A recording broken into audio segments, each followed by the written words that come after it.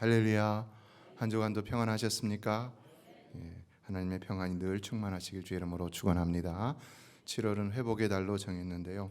팬데믹으로 지친 여러분의 영혼이 하나님의 크신 은혜로 다 회복될 수 있게 되기를 축복합니다. 교회 생활은 많이 회복이 되었죠. 그래서 많은 성도님들이 지속적으로 교회에 나오고 있는데, 그러나 가장 중요한 회복은 영혼의 회복이지요. 무엇보다도 팬데믹과 불경기로 무너진 우리의 마음과 힘을 잃고 약해진 우리의 영혼이 다시 회복되어지는 것이 가장 중요한 일이라고 할 수 있을 것입니다. 저도 팬데믹을 경험하면서 심리적으로 굉장히 자신감이 떨어지고 의욕이 상실되고 심리 상태가 불안정한 것을 경험할 때가 있었는데요. 여러분들도 그런 적이 있으시죠?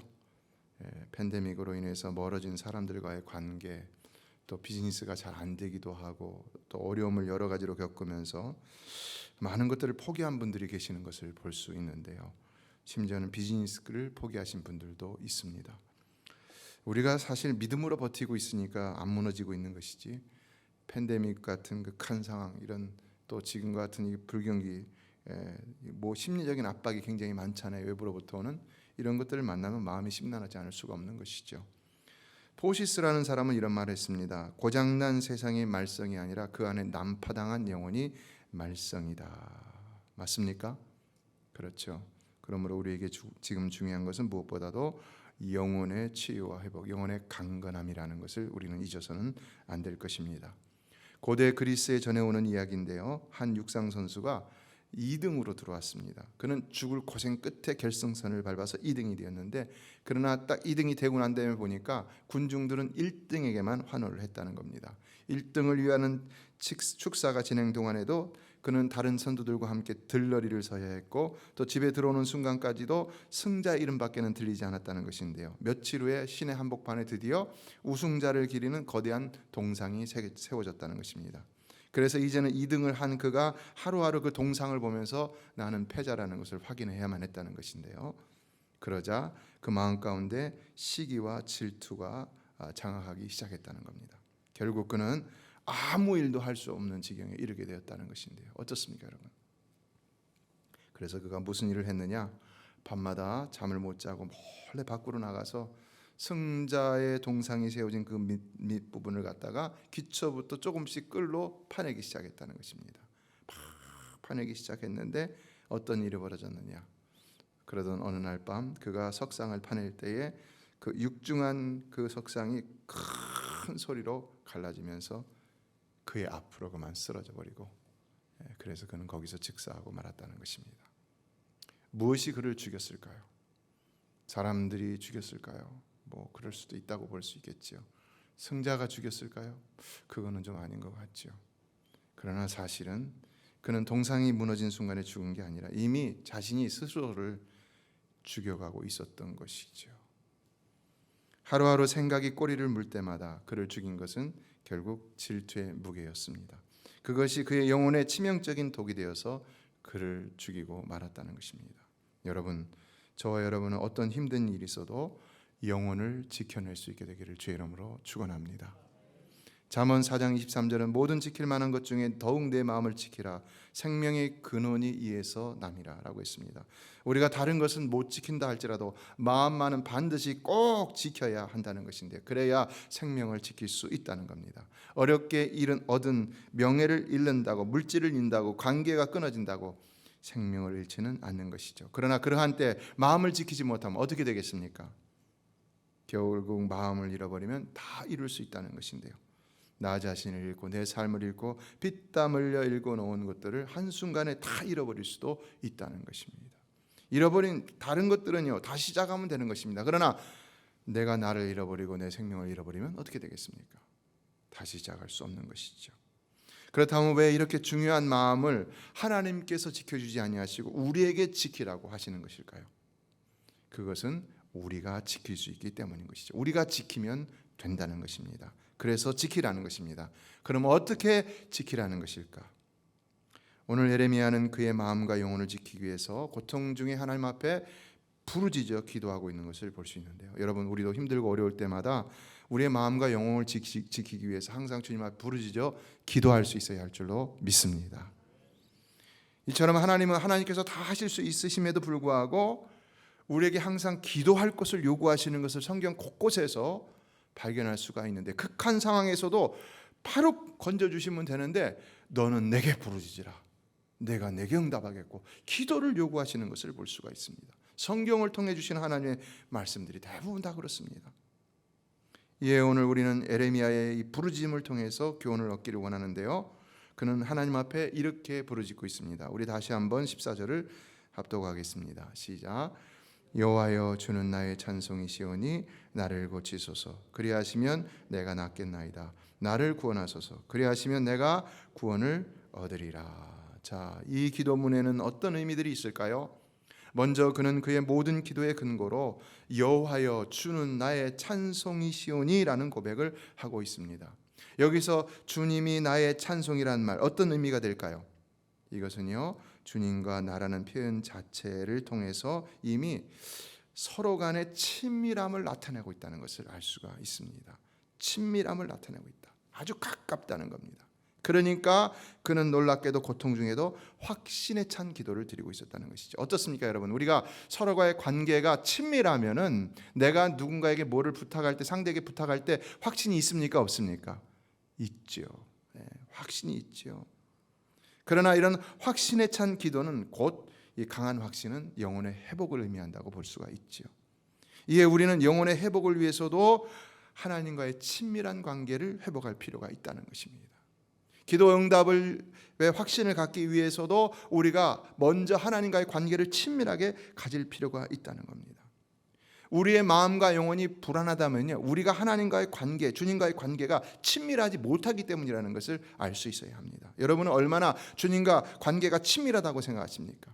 우리가 보통 사람과의 관계가 친밀하다고 하면 어떤 모습입니까? 자주 만나서 이야기도 하고, 밥도 먹고, 좋아하는 일도 같이 하고, 또 어려운 일 있을 때 같이 함께 나누고, 이런 일들을 하지요.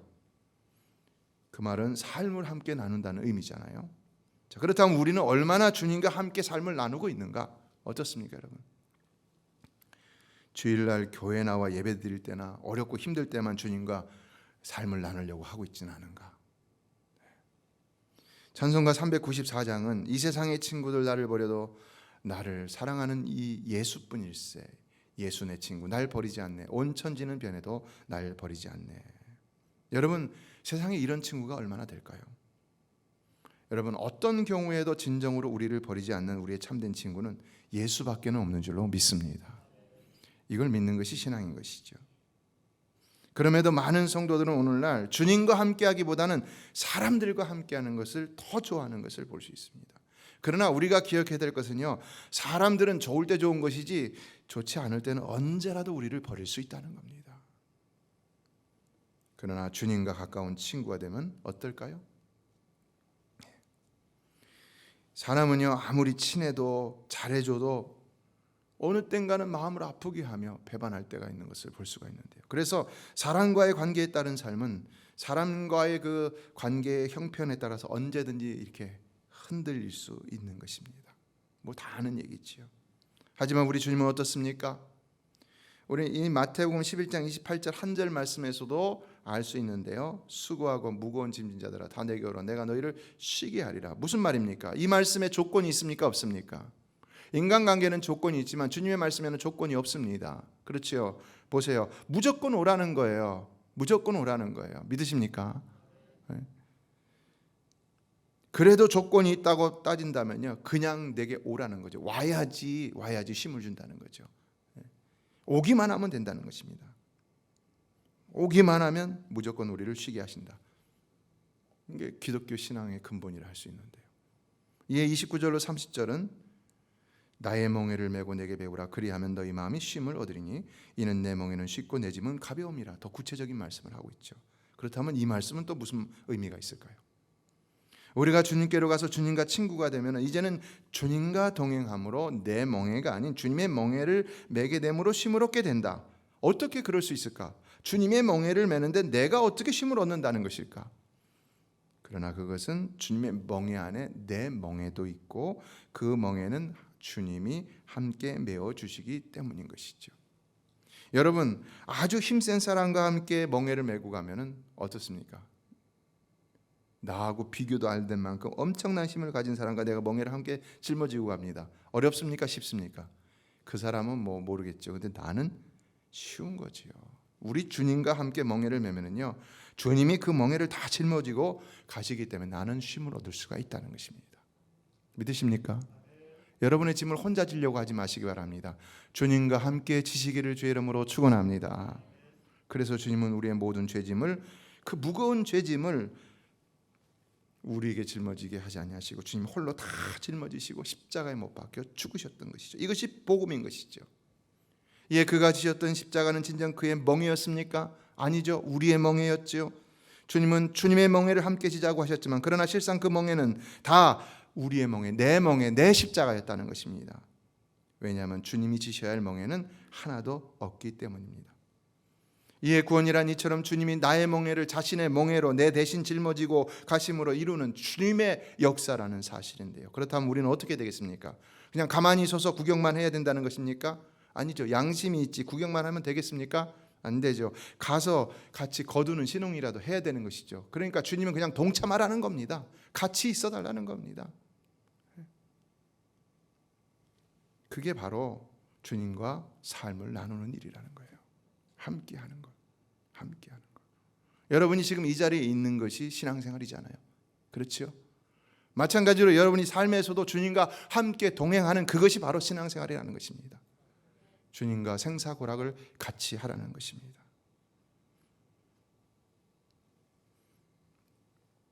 그래서 아무든지 나를 따라오르든 자기 십자가를 지고 나를 좇을 것이라는 이런 표현을 하신 것인데요. 그런데도 우리가 주님과 동행하지 않는다면 어떻게 되겠습니까? 예, 본문에서 에레미야가 하나님은 나의 찬송이신지라 라고 한 것은 진정 그가 주님과 함께 동행하고 있었기 때문에 드릴 수 있었던 참된 신앙 고백이라고 할 수가 있는 것입니다. 이처럼 오늘 우리도 늘 주님과 함께 동행함으로 이와 같은 참된 신앙의 고백을 늘 드릴 수 있어야 되는 것인데요. 이것이 믿음인 것이죠. 그러면은 우리는 언제나 확신을 가지고 주님께 부르짖을 수 있다는 것이고, 그러면 우리 영혼은 언제나 강건함을 누리게 된다는 겁니다. 그러므로 여러분의 신앙생활이 더욱더 주님과 동행하며 주님과 삶을 나누며 더 사람보다 주님과 친밀한 신앙생활이 되시기를 주의 이름으로 축원합니다. 둘째, 그는 하나님께 나를 고치소서라고 부르짖는데요. 그렇다면 에레미야는 도대체 뭐가 그렇게 망가졌기에 이렇게 하나님께 고쳐달라라고 말하고 있는 것일까요? 그것은 그의 내면이라고 할 수 있는데요. 그는 유다의 죄악과 또 그것을 지적하는 하나님의 말씀과 그것을 전하는 자신에 대한 핍박으로 영혼이 많이 상해져 있었기 때문입니다. 우리가 지금 에레미야서를 살펴보고 있는데 거기에 아주 적나라하게 나타나고 있죠. 하나님이 죄를 지적하는데 너무나 많은 죄를 지적하고 한 번만 지적하는 것이 아니라 수없이 지적하고 있는 것을 볼 수 있습니다. 그리고 죄만 지적하는 것이 아니라 심판까지도 예언하시고 있습니다. 이러한 모든 그 죄의 지적과 심판의 예언을 담아서 이스라엘 백성들에게 전하는 이 선지자의 마음은 어땠을까요? 그것을 또 전했을 때 그 듣는 사람들이 반응이 그를 죽이려고 하는, 말씀을 이렇게 전하는데 말씀을 듣는 태도가 안 좋으면 말씀을 전하는 사람이 별로 기분이 안 좋은 것이죠. 그러나 고통 속에 있었다는 것입니다. 그 내면이 완전히 망가지고 있었다는 것입니다. 그러므로 그는 하나님 앞에서 그 내면을 고쳐달라고 지금 기도하고 있었다는 것인데요.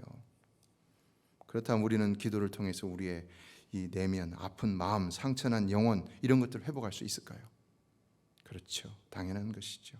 시편 34편 18절은 말합니다. 여호와는 마음이 상한 자를 가까이 하시고 충심으로 통회하는 자를 구원하시는도다. 성도 여러분, 사람은 마음이 상한 자가 가까이 하기를 꺼리고 피합니다. 그렇죠. 좀 제정신이 돼서 돌아오라 얘기해요. 그러나 우리 하나님은요 결코 그런 사람들 외면하지 않는 줄로 믿습니다. 마음이 아픈 자, 상한 자, 막 고통스럽고 막 분노하고 그런 사람도 주님 앞에 나오라는 겁니다. 그럼 주님이 치료해 주신다는 것입니다. 믿으십니까? 그게 신앙이에요. 그래서 우리의 신앙생활은 반드시 주님 앞에 나아가 부르짖는 일을 부지런히 할 수 있어야 되는 것입니다. 시편 107편 9절은 말합니다. 그가 사모하는 영혼에게 만족을 주시며 줄인 영혼에게 좋은 곳으로 채워주심이로다. 무슨 말입니까? 여기서 사모하는 이라는 말은 히브리어로 샤카크라는 단어를 썼는데 맹수같이 뛰어다니고 찾아 헤매는 모습을 묘사하고 있습니다. 그러니까 시인은요, 영혼의 만족을 위해서 어떻게 한다는 것입니까? 아주 갈급함과 간절함으로 오직 하나님을 향해서 막 이리 뛰고 저리 뛰고 하면서 하나님을 찾고 있었다는 것입니다. 그런데 그렇게 했더니 하나님은 그때 그의 영혼에 만족을 주시고 또 좋은 것을 채워 주셨다는 것입니다. 저는 마음이 불안할 때마다 성구를 암송합니다. 성구를 암송하면 이렇게 마음이 편안해지는 것을 경험합니다. 그리고 시편 42편 5절을 묵상하는데요. 내 영혼아 내가 어찌하여 낙심하며 어찌하여 내 속에서 불안해하는가. 너는 하나님께 소망을 두라. 그가 나타나 도우심으로 말미암아 내가 여전히 찬송하리로다. 그런데 이거를 묵상하면요, 막 하나님이 나를 책망하시는 것처럼 들립니다. 네가 어찌해서 낙심하냐? 네가 어찌해서 불안해하느냐? 너는 내게 소망을 두라. 내가 너 돕겠다. 그래서 마음이 힘들고 영혼이 나약해지면 하나님 앞에 소리를 내어 부르짖는데요. 그것밖에는 살 길이 없다고 믿고 부르짖습니다. 제가 처음 메시아 교회에 내려와서 몇 년 동안은 정말 매일 새벽마다 큰 소리로 부르짖었죠. 권사님들 다 아시죠. 그런데 오히려 그때에 하나님께서 내 영혼에 힘을 주시고 또 내 삶에 긍휼을 베풀으셨던 것을 경험했습니다. 여러분, 연약한 심령이 될 때 하나님 앞에 부르짖는 성도가 되시길 주의 이름으로 축원합니다. 하나님 그 부르짖음을 듣고 여러분의 영혼을 강건케 하시고 여러분의 삶을 치료해 주실 줄로 믿습니다. 셋째, 그는 나를 구원하소서 그리하시면 내가 구원을 얻으리라라고 부르짖고 있는데요. 무엇을 구원해 달라는 것일까요? 고치소서, 구원하소서, 이 두 가지가 의미가 조금 틀린데요. 고치소서는 히브리어로 라파, 우리가 여호와 라파, 치료의 하나님 할 때 그 라파라는 단어를 썼고요. 그래서 이것은 이미 앞에서 살펴봤듯이 내면의 치료를 얘기하는 것이고요.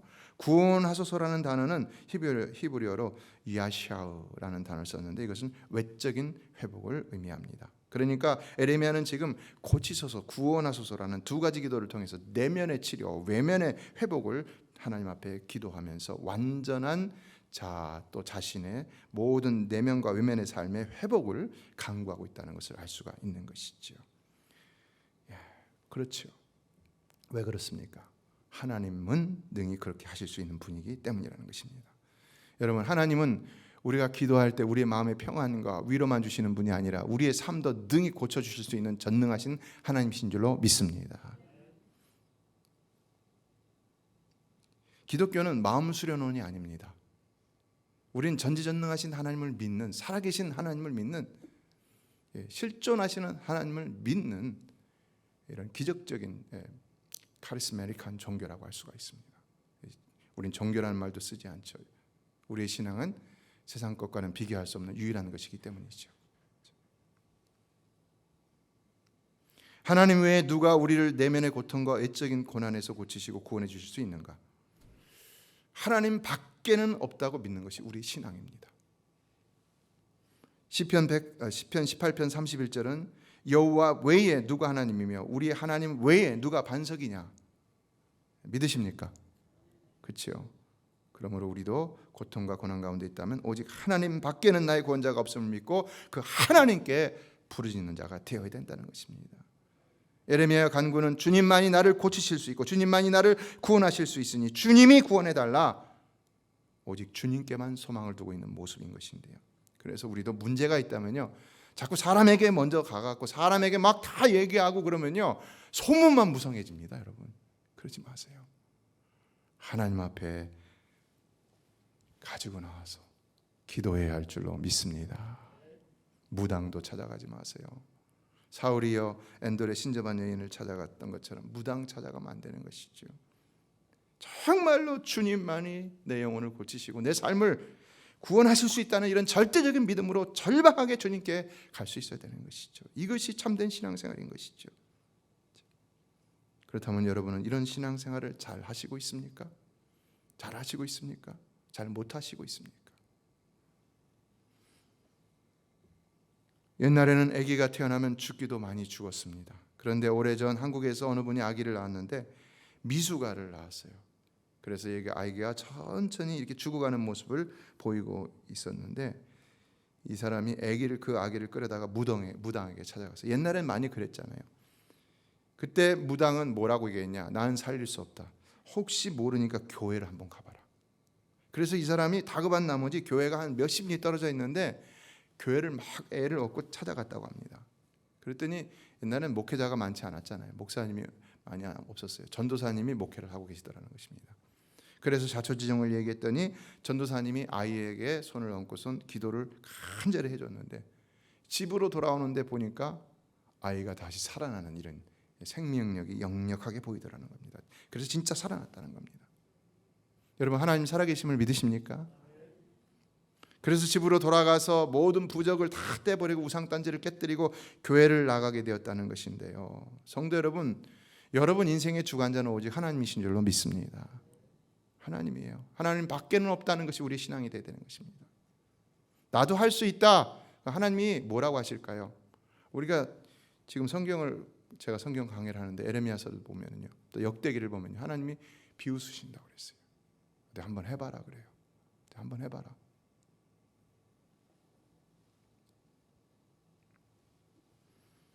그 하나님이 우리를 영원히 살리시려고 자신의 독생자를 십자가에서 죽이신 것입니다.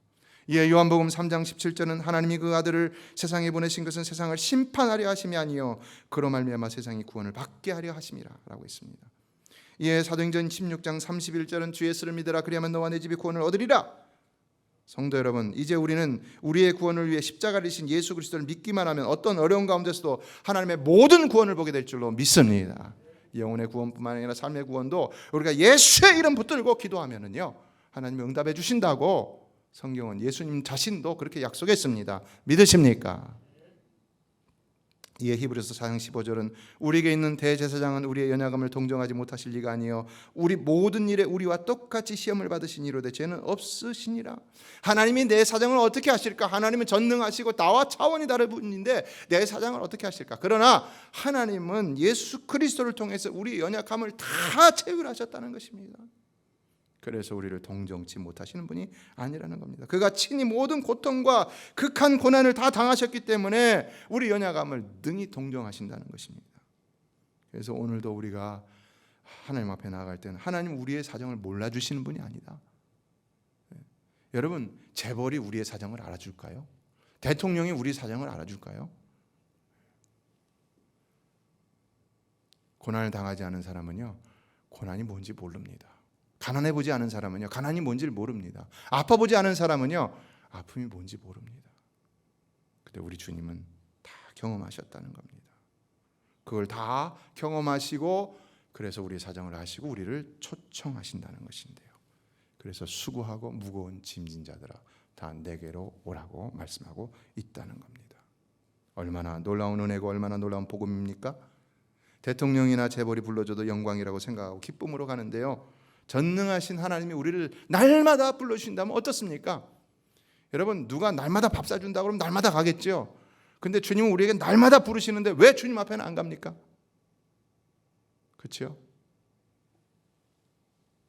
우리의 육신의 귀에는 안 들려도 우리 주님은 날마다 우리를 성령을 통해서 초청하고 계시는 줄로 믿습니다.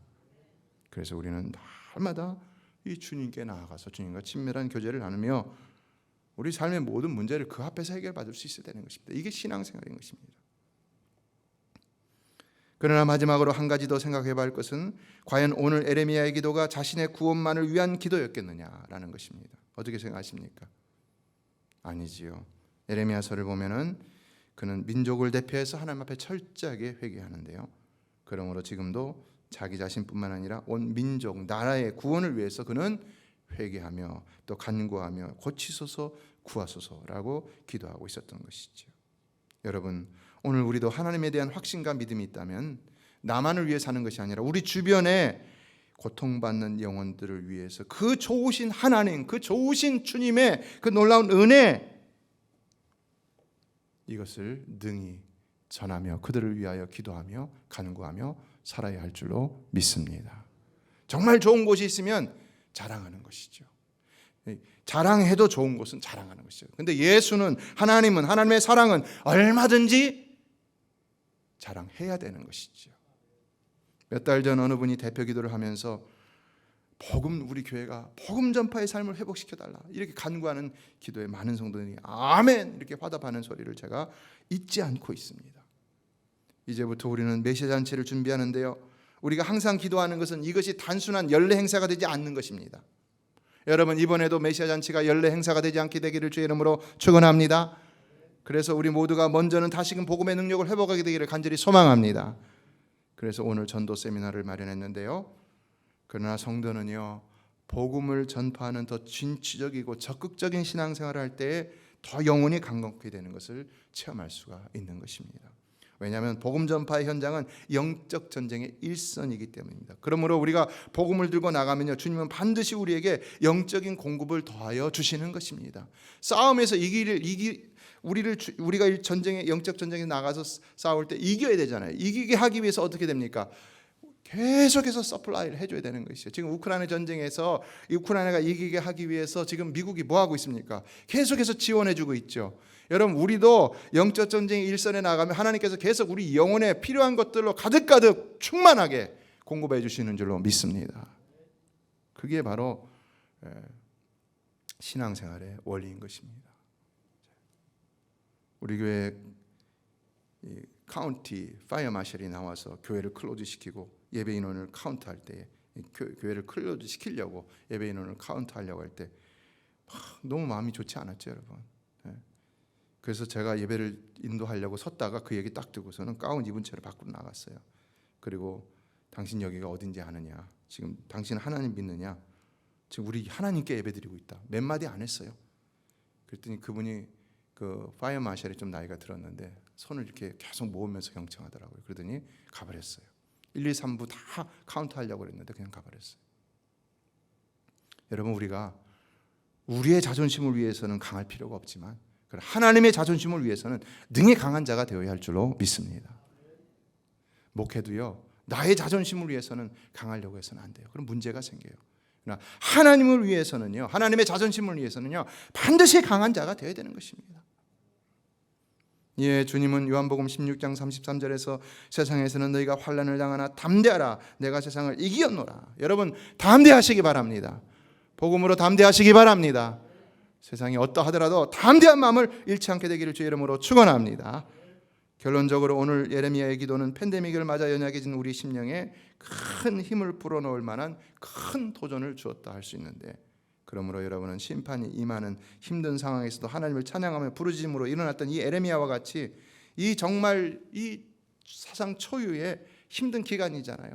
이 기간 늘 찬양과 기도로 일어나는 성도가 되시길 주의 이름으로 축원합니다. 그리고 이제 메시아 잔치를 맞아서 복음 들고 담대히 세상으로 나가시기를 바랍니다. 그럼 하나님 여러분의 영혼에 강건함을 공급해 주실 줄로 믿습니다. 복음 전파의 현장에서는요, 기적이 일어나는 것입니다. 전쟁의 현장에서는요, 기적이 일어납니다. 기적이요. 하나님이 역사하시기 때문에 그런 것입니다. 그래서 여러분이 복음 전파를 통해서 전도의 열매를 맺을 때 삶에서도 축복의 열매가 맺혀질 줄로 믿습니다. 기도하겠습니다.